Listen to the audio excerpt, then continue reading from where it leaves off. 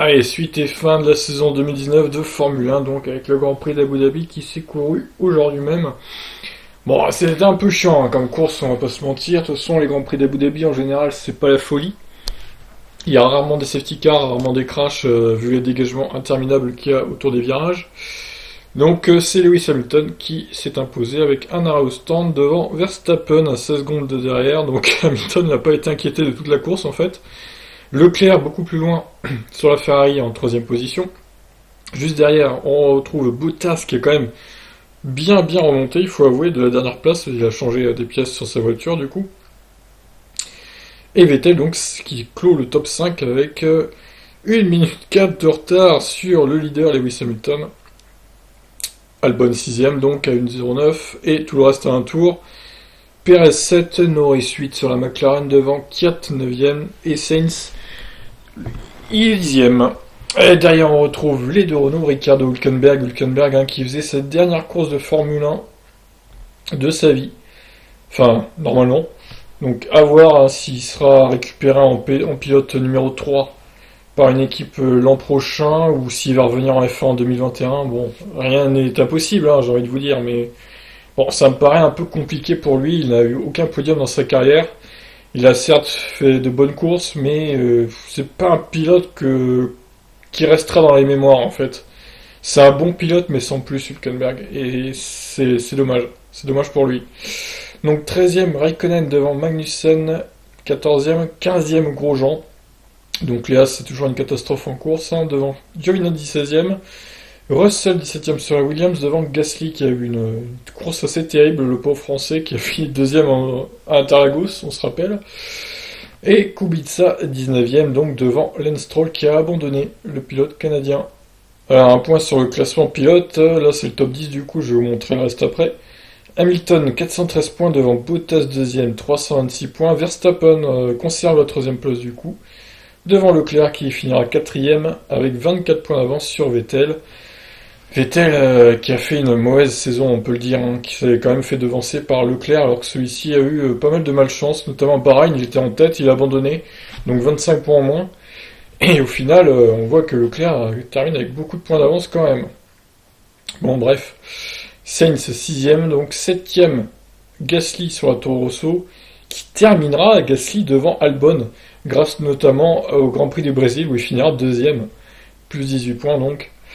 Eh ben, il a fait une bonne saison, Gasly, surtout chez Toro Rosso en fait. Le pire, c'est qu'il a commencé mal 2019 chez Red Bull, mais il a marqué plus de points chez Toro Rosso que quand il était chez Red Bull, limite. Donc ça, c'est vraiment extraordinaire. Bon, bah écoutez, il se sent mieux chez Toro Rosso, donc laissons-le chez Toro Rosso, j'ai envie de dire. Donc 8ème Albon devant Ricciardo 9, et Checo Perez 10ème donc sur la Racing Point.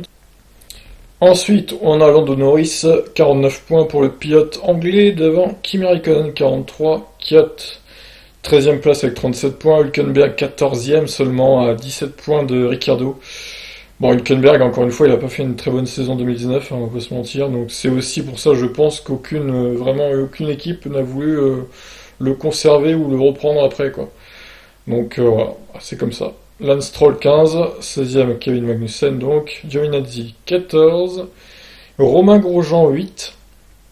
Donc Romain Grosjean, lui c'est pareil, il a fait une bonne première course, il a marqué 6 points, c'était en Allemagne du coup, dans le chaos total. Il a profité du chaos on va dire. Kubica 1 point. Donc, donc ouais, pour revenir à Grosjean vite fait, saison terriblement morose pour le pilote français, je crois que c'est sa pire de la carrière. Faut dire que là, ça marchait pas énormément, mais bon, Magnussen a quand même marqué 12 points de plus. C'est quand même pas négligeable. Bon, on passe au constructeur. Hop. Mercedes, donc, qui a écrasé la saison, clairement. 739 points devant Ferrari, 504, Red Bull, 417. Red Bull qui a fait une plutôt bonne deuxième partie de saison. Pour le coup, ils ont bien géré, je trouve. McLaren, 145 points. McLaren, c'est pareil, ils sont revenus quand même bien en forme. Bon, même si évidemment, ils titillent pas le top 3, évidemment, les 3 intouchables là, il n'y a rien à faire pour l'instant. Mais c'est vraiment les meilleurs des autres McLaren et ça fait plaisir. 5ème Renault donc, 91 points. Toro Rosso, 85 points. Alors Toro Rosso qui a failli revenir sur Renault, ça aurait été tragique s'il passait l'écurie française, mais bon, finalement bon, ça n'a pas marché pour eux.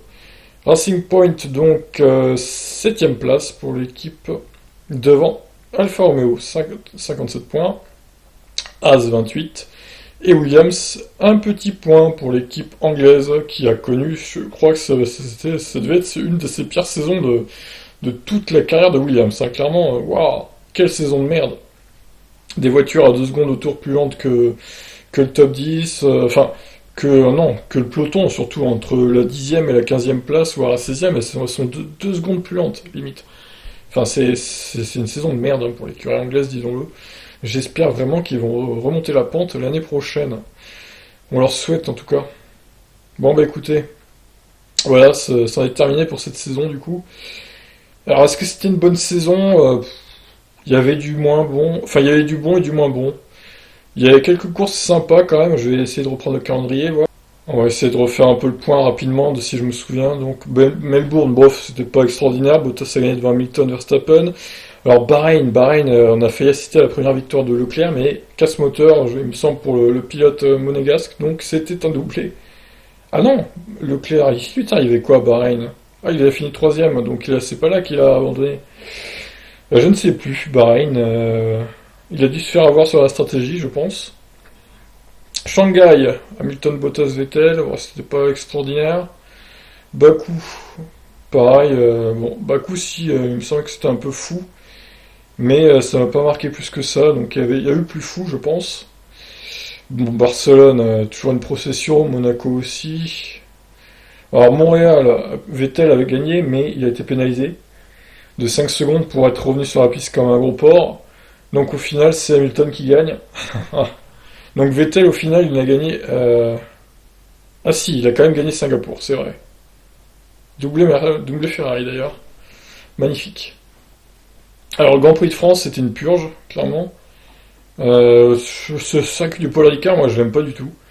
Honnêtement, il se passait plus de choses à Manicourt, mais bon, après voilà, ils veulent aller dans le sud, donc on va les laisser faire.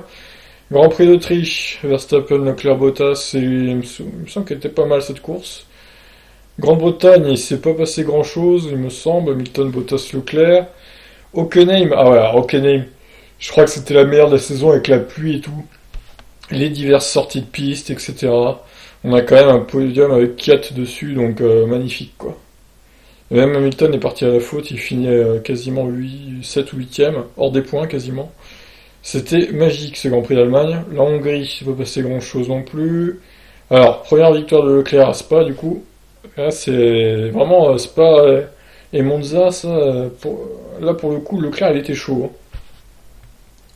Ensuite, on avait une troisième victoire consécutive pour Ferrari avec Singapour. Cette fois, c'est Vettel qui gagne. Non, là, on pensait vraiment Ferrari qui s'était relancé et tout.